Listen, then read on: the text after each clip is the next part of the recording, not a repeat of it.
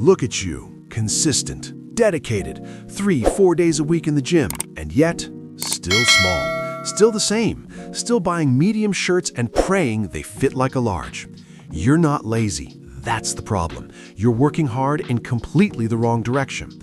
Today I'm going to walk you through 9 things you are almost certainly doing that are actively destroying your progress. 9 sins, and I promise by the time we're done, at least 4 of them are going to hit so close to home it's going to sting. Sin number 1. You are not lifting the weight. You are dancing with it. There's a difference, and your body knows it. Here's what's actually happening when you load more than you can control. Your nervous system starts redistributing the work. The target muscle, the one you came to the gym to grow, gets offloaded. Your hips, your lower back, your momentum, they all volunteer, and you let them because the number on the stack looks impressive. This is called a breakdown in standardization. The rep you did at the start of your set and the rep you did at the end were not the same movement. They were not the same stimulus. Your muscle didn't get 8 reps, it got 3 clean ones and 5 acts of desperation. The fix is not complicated, it is humbling. You drop the weight until your form is airtight and repeatable. Every single rep, every single set, every single session. Consistent technique is the only way your body can measure whether it actually got harder. Without that baseline, progressive overload is just a phrase you saw on the internet. Sin number 2. Now, before you take that last section and run with it straight into the 5-pound dumbbell rack, stop. Because sin number 2 is the mirror image of sin number 1, and just as many of you are living here. You are lifting too light, embarrassingly light. You've been told that form is everything, and you took that as permission to use weights that your grandmother could move while on a phone call. Your sleeves are not going to fill out from controlled, comfortable, dainty little reps that never challenged a single muscle fiber.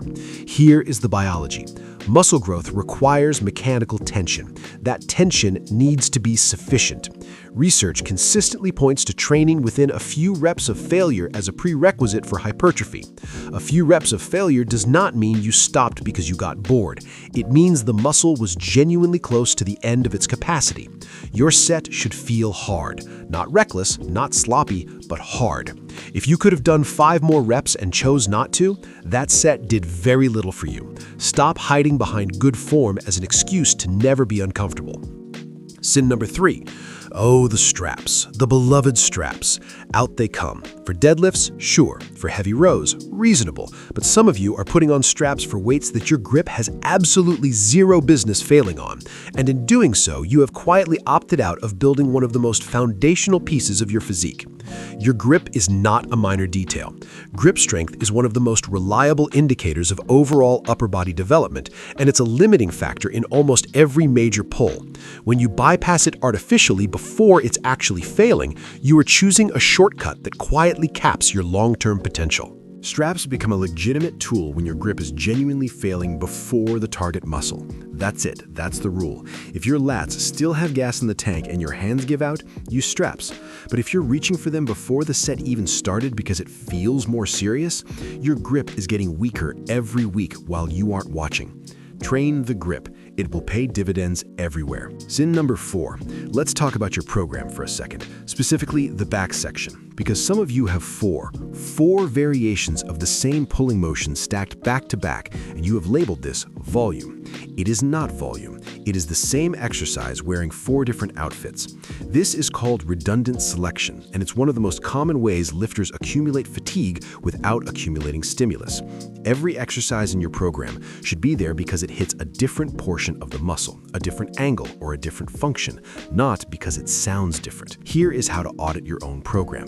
Look at any 2 exercises targeting the same muscle and ask, are the joints in different positions? Is the resistance profile different? Is the stretch or contraction happening at a different point? If the answer to all 3 is no, you have a redundant exercise taking up a slot that could be growing you. More exercises is not more work. More distinct exercises, dosed correctly, with progressive overload tracked, that is more work. Volume addiction is real, it's common, and it is the reason some people spend 2 hours in the gym and grow less than someone who spent 45 minutes with a smarter plan. Sin number 5. Every Monday, somewhere, someone is starting a new program. Maybe that person is you. You spent the weekend watching videos, reading forums, and convincing yourself that this specific combination of exercises and rep schemes is finally the one that's going to unlock your physique. So you blow up the old plan, day one of the new era. Here's the problem. Adaptation is not fast. Your central nervous system needs weeks, sometimes many weeks, of exposure to a movement before it becomes efficient enough for that movement to produce real growth. When you change your program every 7 to 10 days, you're spending your entire training life in the adaptation phase, the phase that comes before the gains. Studies on training frequency and adaptation consistently show that neural efficiency is still improving at the 6 to 8 week mark for most people. That means the version of you who's been squatting for 2 months is stronger than the version who squatted for 1 week, switched to leg press, came back, and switched again. Pick a program. Run it for at least 8 weeks. Be bored. Boredom in this context means your nervous system has arrived. That's when you grow. Sin number 6. You rested for 60 seconds. You felt ready, you went again. You are training your cardiovascular system, and you are doing it on equipment that was designed to build muscle.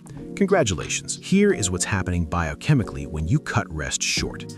Your primary energy system for heavy resistance training is the phosphocreatine system, also called the ATP-PCR pathway. It is fast, powerful, and it is responsible for fueling your heaviest, most productive sets. It also takes time to replenish, specifically 2 to 4 minutes for near-complete restoration at moderate to heavy intensities. When you go back at 60 seconds, your phosphocreatine stores are only partially recovered. Your next set starts in an energy deficit. The weight drops, the reps drop, the tension on the muscle drops. You've essentially turned your strength training into a circuit class. And circuit classes are fine, but they are not how you get bigger. The fix is uncomfortable in a different way. It means standing around doing nothing for 2 to 3 minutes between heavy sets. It will feel unproductive. It is the opposite of unproductive. The rest is not wasted time. It is literally the biological reset that makes the next set worth doing. Protect your rest periods like they're part of the exercise, because they are. Sin number 7. The algorithm has created a monster. Specifically, it has created the science-based lifter, the person who has watched enough biomechanics content to know what should be optimal and is now forcing their body through movements that hurt them because a researcher in a lab said the muscle activation was superior. Here is what the research cannot account for. You. Your femur length, your shoulder socket depth, your hip mobility, your injury history, your limb proportions. All of these factors mean that the best exercise in theory may be genuinely damaging in practice for your specific anatomy. And pain during a movement is not a sign that you need to push through. It is your joint telling you in the clearest possible language that this position is a problem. The irony is that the science-based approach, properly understood, actually supports individual variation. The evidence says train close to failure with sufficient tension in a full range of motion. It does not say destroy your shoulder doing a movement you've never been able to execute without discomfort. Find the exercises that let you apply those principles without injury. Those are your optimal exercises. They're not anyone else's. Sin number 8. Your logbook has an asterisk problem. You wrote down 185 for 8 reps. What actually happened was 2 full reps, 3 partial reps where the bar barely moved 6 inches, 1 rep where your spotter did 40% of the work, and 2 reps where you were definitely not touching your chest. That is not 185 for 8. That is a creative writing exercise. This is fake overload, and it is everywhere. It happens when you add weight to the bar without adding actual capacity to the muscle, when the numbers go up in the book while the real stimulus stays flat or decreases. Your nervous system is not impressed by the number. It only responds to the actual mechanical demand placed on the tissue. Real progressive overload is narrow and strict. Same exercise, same range of motion, same tempo, same level of control. 1 more rep or a small amount more weight, then you log the improvement. Anything else is not progress. It is accounting fraud. Audit your last month of training. Not the numbers, the actual quality of the movement at those numbers. If you're honest, some of those PRs aren't going to survive the review. That's okay. Now you know where the real baseline is. Sin number 9. And finally, you. The person who has read every study, optimized every macro, color-coded their periodization spreadsheet, and has not been to the gym in 11 days because they're still finalizing the plan. The body does not respond to plans. It responds to load. The best program is the one you are actually doing, consistently, over time. Close the tabs, pick something reasonable, go lift. The optimization happens under the bar, not in front of a screen. 9 sins. Some of you recognized one, some of you recognized all 9 and are currently staring at the wall reconsidering your entire training history.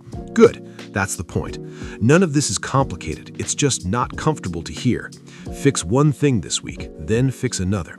If you want more of this, subscribe, because frankly, someone needs to keep an eye on you.